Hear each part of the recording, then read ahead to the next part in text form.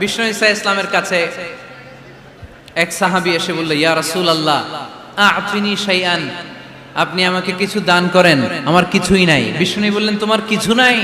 সাহাবী বললেন, ইয়া রাসূলুল্লাহ ঘরে আমার শুধু দুইটি জিনিস আছে। কয়টা? চিল্লায় বলেন কয়টা?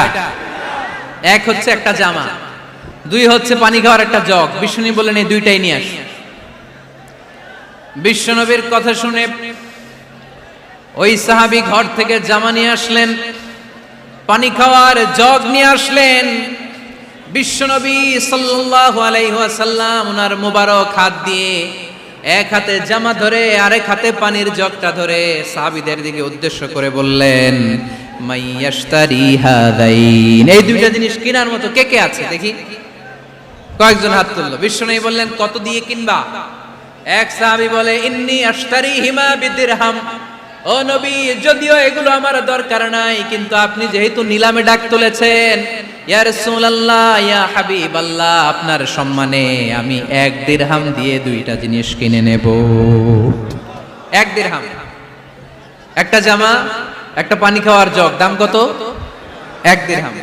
বিশ্বনবী বললেন, না না, 1 দিরহাম তো অনেক কম হয়ে যায়, মাইয়াজিদু আলা যালিক, এর চেয়ে বেশি দামে কে কিনবা?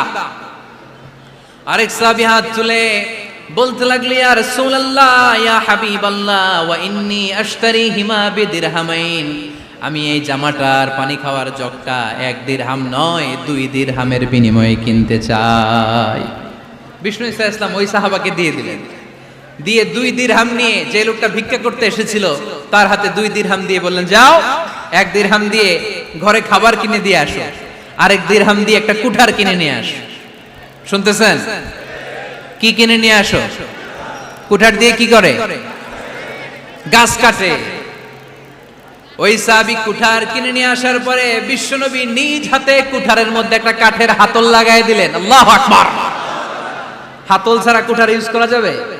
বিশ্বনবী নিজ হাতে ওই কুঠারের ভেতরে একটা হাতল লাগাই দিলেন আর বললেন, লা উরিদু আন আরাকা 15 আইয়াম, এই কুঠার নিয়ে জঙ্গলে যাও, গায়ে অনেক শক্তি আছে, কাঠ কাটো, এই কাঠ কেটে বাজারে বিক্রি করো, সামনের 15 দিন যেন আমি আমার চোখের সামনে তোমার না দেখি।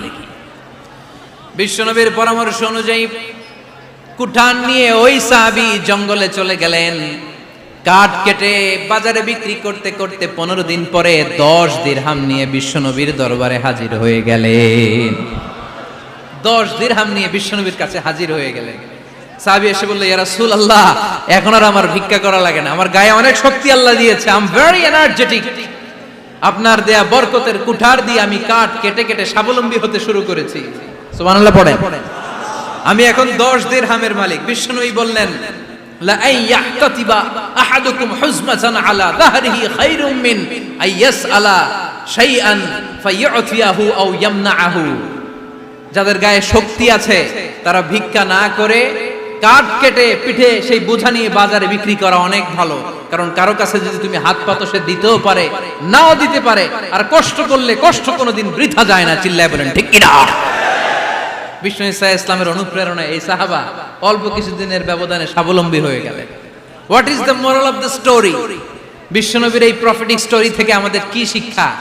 লেসন নাম্বার 1, বিশ্বনবী চাইলেই ওই 2 দিরহাম দিয়ে বলতে পারতো, যাও খাবার দাবার কিনে ফ্যামিলিতে দিয়ে আসো। সে ওই 2 দিরহাম নিয়ে খাবার দাবার কিনে ফ্যামিলিকে খাইয়ে রাত্রে আবার ভিক্ষায় নামতো। কথা কন, রাত্রে কি করতো? ভিক্ষায় নামতো। বিষ্ণু ঈসা ইসলাম তাকে কাজ করে খাওয়ার জন্য উৎসাহ দিলেন। পাশাপাশি বিষ্ণু ঈসা ইসলাম পার্মানেন্ট সলিউশন দিলেন। এজন্য পার্মানেন্ট সলিউশনের ব্যবস্থা করতে হবে।